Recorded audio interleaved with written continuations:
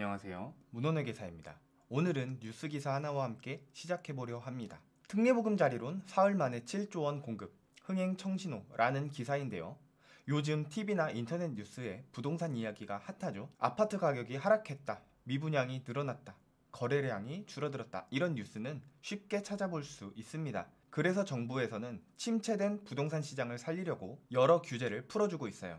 조정지역도 대부분 해제하고 취득세도 감면하고 양도소득세와 종합부동산세 중과세율도 완화시켰죠. 그 외에 많은 규제를 완화시켜줬습니다.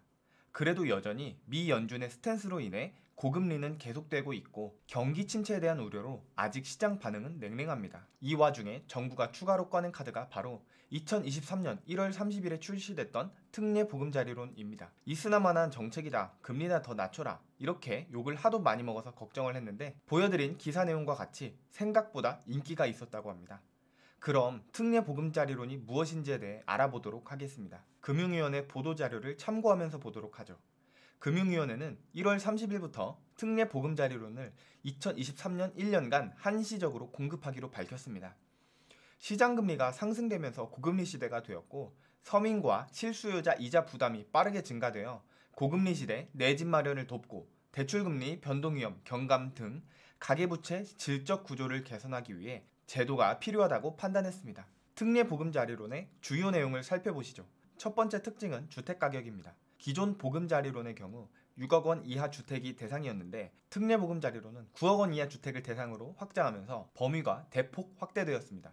주택 공시가격의 경우 KB 시세, 한국부동산원 시세, 주택 공시가격, 감정평가액 순으로 적용됩니다. 두 번째 특징은 소득요건입니다.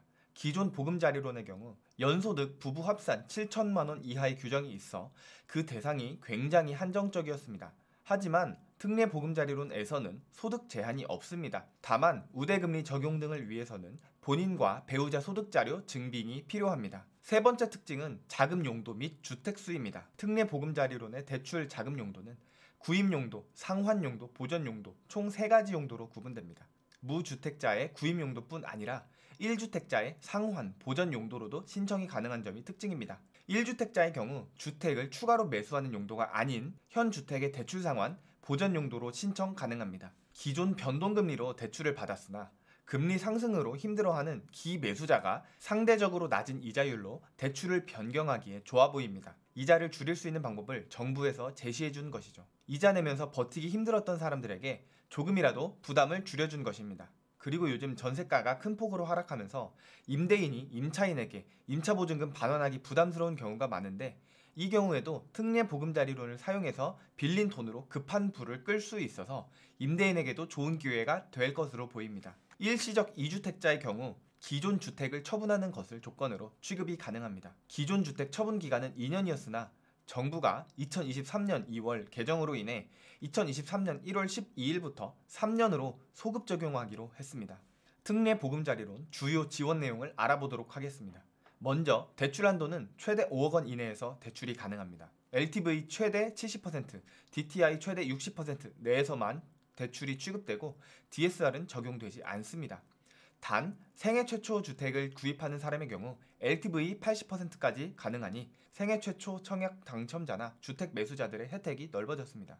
참고로 LTV는 Loan to Value Ratio의 약자로 주택담보가치 대비 대출이 가능한 총 금액을 의미합니다. 간단히 예시를 들어 LTV가 70%라고 하면 5억짜리 아파트 구매하는데 70%인 3억 5천만 원까지 대출이 나온다는 뜻입니다. 이때 부동산 시세는 공신력 있는 부동산 시세를 기준으로 판단하며 KB국민은행 부동산 시세 등을 평가 자료로 활용하여 결정합니다. DTI는 Debt to Income의 약자로 대출 이용자의 연소득 대비 대출 상환액을 의미합니다. DTI의 공식은 다음과 같습니다. DTI는 주택대출 원리금 상환액 플러스 기타 대출 이자 상환액 나누기 연간소득. 예를 들어 연소득이 5천만 원인 A가 DTI 60%를 적용받을 경우 연간 총 원리금 상환액은 연소득 곱하기 DTI 비율을 적용하여 5천만 원 곱하기 60%인 3천만 원 이내로 들어와야 합니다. 다른 대출이 하나도 없는 경우 원금은 만기에 일시 상환하고 금리가 5%라고 가정했을 때 이자 부담이 가능한 수준의 대출 금액은 6억 원 곱하기 5%는 3천만 원이기 때문에 최대 6억 원입니다. DSR은 Debt Service Ratio의 약자로 DTI와 유사하지만 더욱 강력한 규제입니다. DSR의 공식은 다음과 같습니다.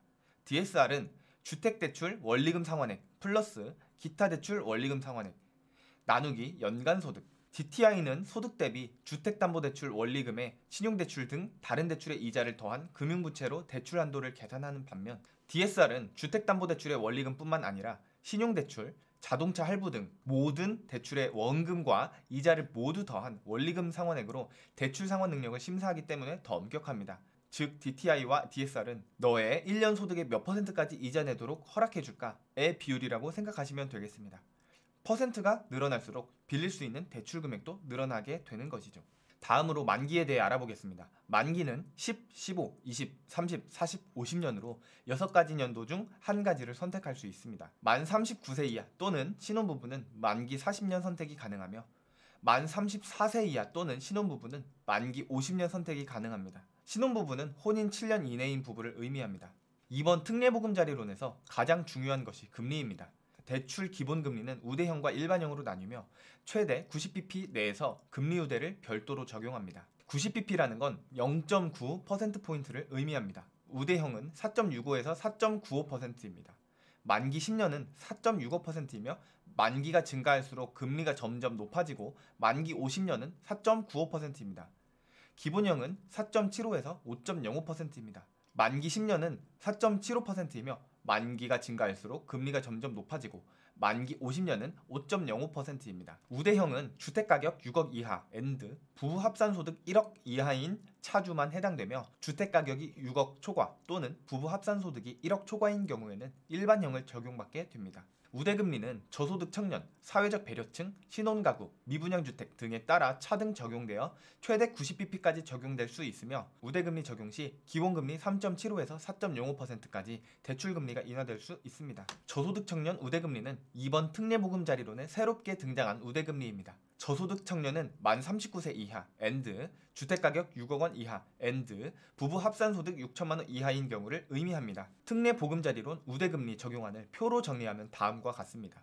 주택가격, 소득에 따라 적용 요건이 다르며 중복 적용도 가능하여 최대 90bp까지 금리 우대 혜택을 받을 수 있습니다. 특히 이번 특례보금자리론의 경우 중도상환 수수료가 면제입니다. 기존 주택담보대출을 특례보금자리론으로 갈아타는 경우도 면제이고 특례보금자리론을 추후에 중도상환하는 경우에도 면제라고 합니다.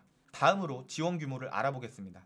2023년 특례보금자리론 예산은 39.6조 원입니다. 23년 주금공 공급 목표는 44조 원이며 특례보금자리론 39.6조 원과 디딤돌 대출 4.4조 원으로 이루어져 있습니다. 다음으로 신청 방법 및 차주 유의사항에 대해 알아보겠습니다. 특례보금자리론은 기존 보금자리론과 동일하게 한국주택금융공사 홈페이지 및 스마트주택금융 앱을 통해 신청이 가능합니다. 차주 유의사항은 두 가지가 있습니다. 첫 번째 유의사항은 대출금액인데요. 대출 가능 금액은 LTV 적용금액과 대출한도 중 적은 금액이 적용되는 점을 고려하여 자금 계획을 수립할 필요가 있습니다. 첫 번째 예시를 보겠습니다. 5억 원 아파트의 경우에는 LTV 70%를 곱한 3.5억 원과 대출한도 5억 원 중 작은 값인 3.5억 원 대출이 가능합니다. 두 번째 예시를 보겠습니다. 8억 원 아파트의 경우 LTV 70%를 곱한 5.6억 원과 대출한도 5억 원 중 작은 값인 5억 원 대출이 가능합니다. 그리고 두 번째 유의사항은 1주택 유지입니다. 대출 기간 동안 1주택 유지 요건이 엄격히 적용되기 때문에 추가 주택 구입으로 2주택 이상을 보유할 계획이 있는 경우에는 특례보금자리론 이용에 신중을 기할 필요가 있습니다. 추가주택 취득 여부를 정기적으로 1년마다 점검하고 추가주택 취득자가 처분 기한 6개월 내에 처분하지 않는 경우 기한 이익 상실 처리 및 3년간 보금자리론 이용이 제한됩니다. 즉 10년에서 50년 만기 기간 내에 특례보금자리 혜택을 보면서 주택을 추가로 매수하기가 힘듭니다. 그래서 다주택자보다는 1세대 1주택에 확실하게 초점이 맞춰진 정책으로 보입니다. 2023년 1월 30일부터 특례보금자리론 신청기간입니다. 실거주 주택을 당장 매수할 생각을 갖고 계셨던 분이나 높은 변동금리로 인해 힘들어하셨던 1주택자분 그리고 하락한 전세가 차익만큼 임차인에게 당장 돌려주기 힘드셨던 임대인 분에게 이 영상이 도움이 되었으면 합니다. 시청해주셔서 감사합니다.